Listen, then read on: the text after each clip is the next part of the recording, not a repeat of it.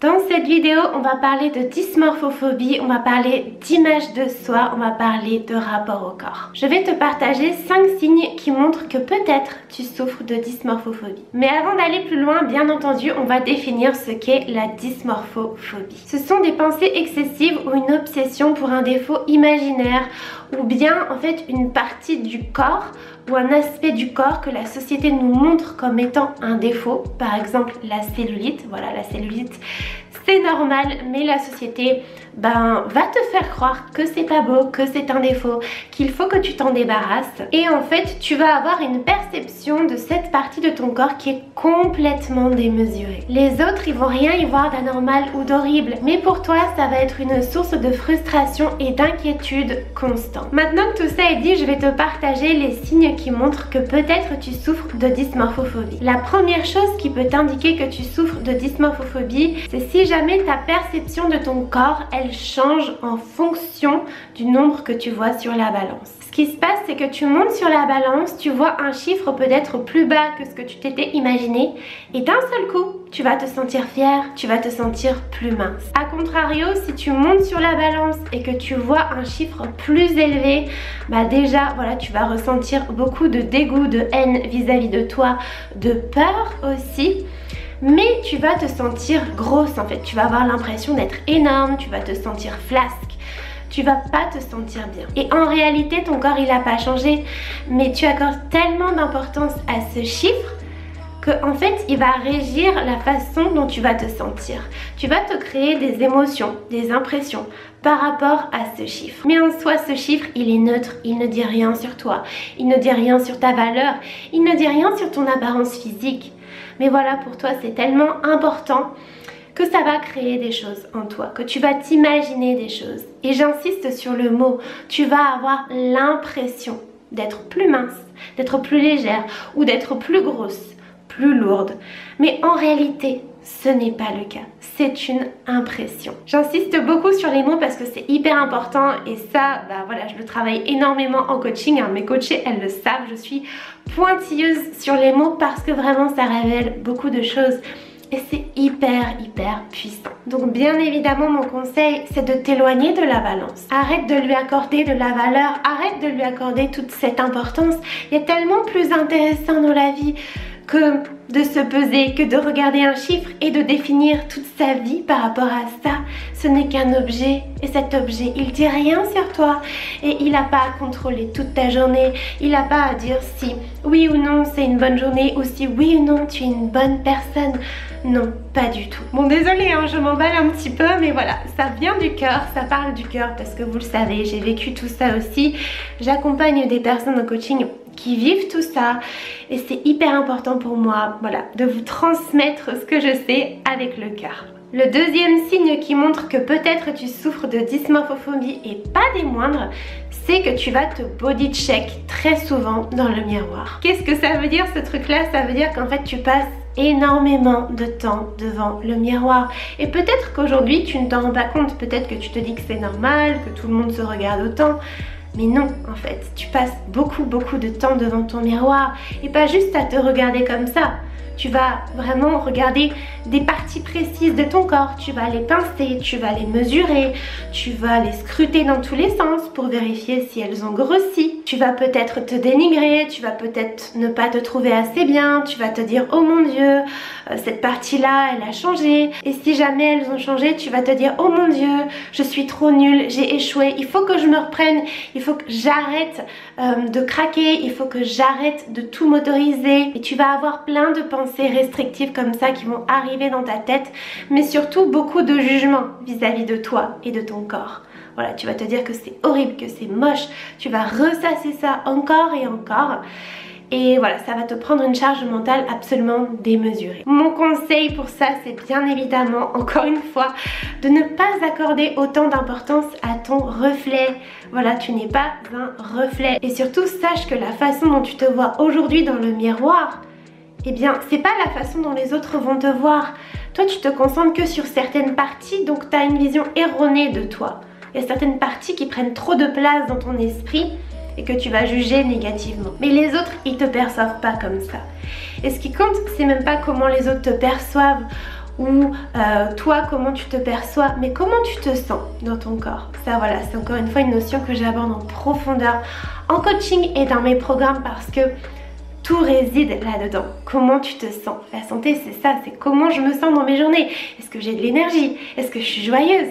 Ou est-ce que je subis? Est-ce que je me sens mal?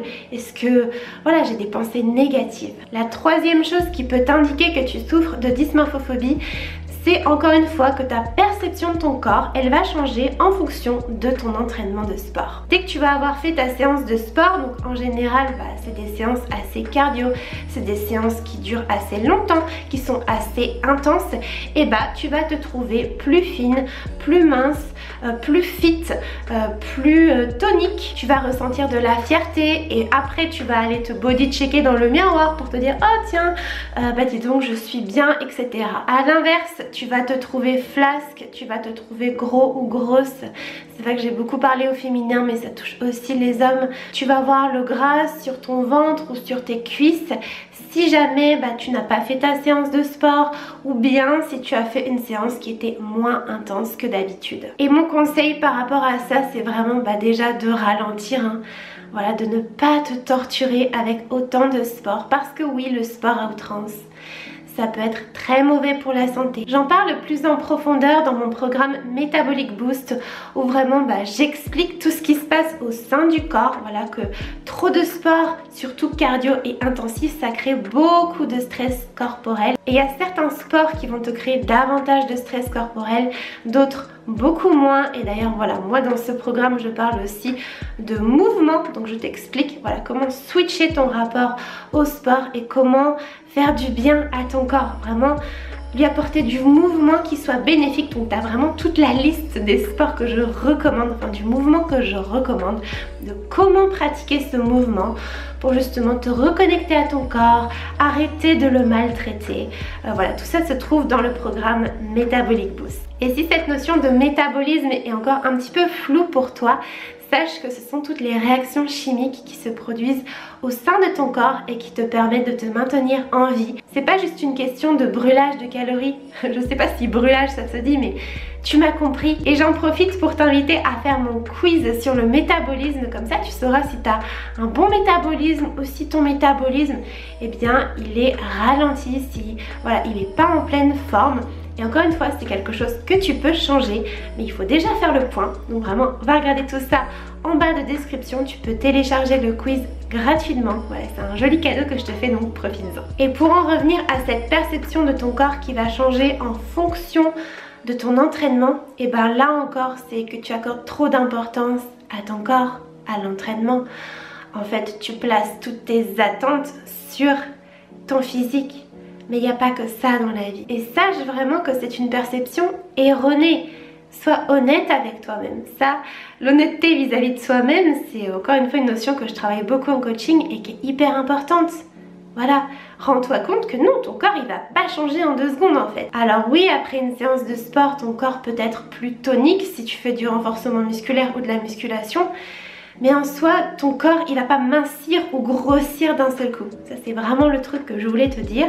Mais peut-être que toi, tu as cette perception, que tu te vois beaucoup plus fine ou fin, ou d'un seul coup énorme si tu fais pas de sport. La 4e chose dont je voudrais te parler, elle est directement liée aux 2 précédentes. C'est le fait que ta perception de ton corps, pareil, elle va changer en fonction de ce que tu manges. Tu vas te sentir léger ou légère, tu vas te sentir fine ou fin, tu vas ressentir de la fierté d'être aussi mince avant de manger, voilà, parce que ton ventre forcément il sera plus plat qu'après. C'est normal, voilà, le ventre il gonfle après manger. Donc dès que ton ventre est vide et plat, tu te sens bien. T'as l'impression d'être mince et tu te sens supérieure, tu te sens fière. A l'inverse, tu vas te trouver lourde, grosse, flasque, tu vas te dégoûter de toi-même après avoir mangé, surtout si tu manges plus que d'habitude ou si tu manges des aliments interdits qui sont des aliments souvent riches, parfois transformés, des choses dont tu n'as pas l'habitude et qui te font peur. Donc à partir du moment où ton ventre il va être un peu gonflé, un peu rempli, bah tu vas voir le truc en mode oh mon dieu, mon ventre il est énorme, je suis grosse, je vais grossir indéfiniment. Tu vas avoir plein de pensées négatives vis-à-vis de ton corps et vis-à-vis de toi. Et voilà, ça va être vraiment des sensations désagréables. Et encore une fois, tout ça, ça peut peut-être te paraître normal parce que c'est ta réalité, c'est quelque chose qui se répète souvent dans ta vie. Mais ça ne l'est pas. Le fait que ton ventre soit plus volumineux après un repas, c'est totalement normal. Et tu n'es pas plus flasque, tu n'as pas pris du gras en 2 secondes parce que tu as mangé. Non, manger c'est normal, manger c'est vital, ton corps il en a besoin. Mais comme dans ta tête tu as associé le fait de manger à bah, je vais prendre du gras, en fait je vais grossir, tu as cette perception qui est erronée. Mais la nourriture, c'est pas un truc qui va te faire prendre du gras d'un seul coup, pas du tout. À l'inverse, te priver de manger, avoir le ventre vide, vraiment crever la dalle, voilà, n'ayons pas peur des mots. Je suis un peu brute de pomme, je sais, mais vraiment n'ayons pas peur des mots. Avoir faim tout le temps, penser tout le temps à la nourriture, se regarder tout le temps dans le miroir et être fier alors que ton corps il est dénutri, alors que tu es fatigué, alors que tu as froid, alors que tu n'en peux plus de cette vie, il n'y a pas de quoi être fier. Il n'y a pas de quoi être fier de te restreindre. Donc voilà, vraiment je voulais te partager tout ça. Je sais que c'est pas évident à entendre, que peut-être ça titille la petite voix qui est en toi parce qu'elle aime pas ce que je dis, mais je suis pas là pour te dire ce que tu as envie d'entendre, ça c'est ce que je dis souvent en coaching. Mais je suis là pour te dire ce que tu as besoin d'entendre, en toute transparence, en toute bienveillance. Il n'y a pas de tabou avec moi, il n'y a pas de jugement, mais c'est important que tu l'entendes pour aller de l'avant. Et enfin, la dernière chose dont je voudrais te parler, c'est que tu vas comparer ton corps à celui des autres pour l'évaluer, pour le situer. Alors, qu'est-ce que j'entends par là? En fait, je veux dire que tu vas tout le temps comparer ton corps aux autres pour avoir une idée de ce à quoi il ressemble. Parce que toi-même, t'as pas d'idée. En fait, t'es perdu. Par exemple, tu vas regarder le corps d'une autre femme en te disant mais est-ce que je lui ressemble? Est-ce que mes cuisses elles sont aussi fines? Est-ce que mon ventre il est aussi plat? Est-ce que mes hanches elles sont pas plus grosses ou elles sont pas plus fines? Enfin tu vas te poser tout un tas de questions sur certaines parties bien précises de ton corps, voilà j'insiste là-dessus. Et tu vas voilà te comparer à d'autres personnes. Et si tu fais ça, c'est parce que tu as vraiment du mal à savoir à quoi ressemble ton corps. Parce que comme on l'a vu juste avant, tu as toutes ces perceptions erronées et démesurées qui sont dans ta tête. Et du coup pour toi c'est compliqué en fait de savoir si tu es dans la norme ou pas, ou si tu es trop grosse ou pas, et voilà, tu es perdu. Donc tu n'arrives pas à te voir tel que tu es vraiment. Et tu as besoin de cette comparaison pour te rassurer, pour te situer par rapport aux autres. Et il y a aussi cette notion d'évaluation. Voilà, tu t'évalues par rapport aux autres. Tu es en mode aussi compétition par rapport aux autres.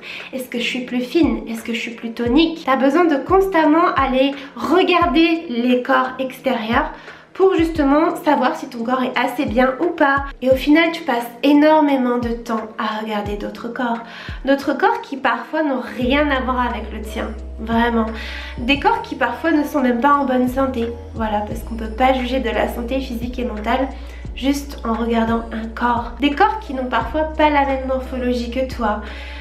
Et surtout, des corps qui sont des corps. Le corps est important, mais c'est pas ça la vie. Réalise que tu passes énormément de temps à regarder tous ces corps. Qu'est-ce que ça t'apporte? En général de la souffrance, parce que tu vas te dire que t'es pas assez bien, ou peut-être parfois tu vas être fière, tu vas te dire oh moi je suis plus fine, elle est énorme. Est-ce que tu as envie de passer ta vie à faire ça? Ou est-ce que tu as vraiment envie de construire quelque chose de beau, de faire autre chose de tes journées que de tout le temps soit te dénigrer, soit être fière parce que tu as mangé moins que les autres, parce que tu t'es entraîné plus? Est-ce que c'est ça la vie? Voilà, je te laisse vraiment réfléchir à ces questions. D'ailleurs, n'hésite pas à prendre des notes de ce que j'ai dit. Regarde plusieurs fois les vidéos si ça peut t'aider. Et si tu veux vraiment un accompagnement personnalisé où je suis là pour t'accompagner, eh bien, tu peux candidater pour mon coaching Savoure la vie. Pareil, ça se passe juste en dessous. Je te fais des gros bisous. Je te souhaite une très belle journée et surtout, savoure la vie.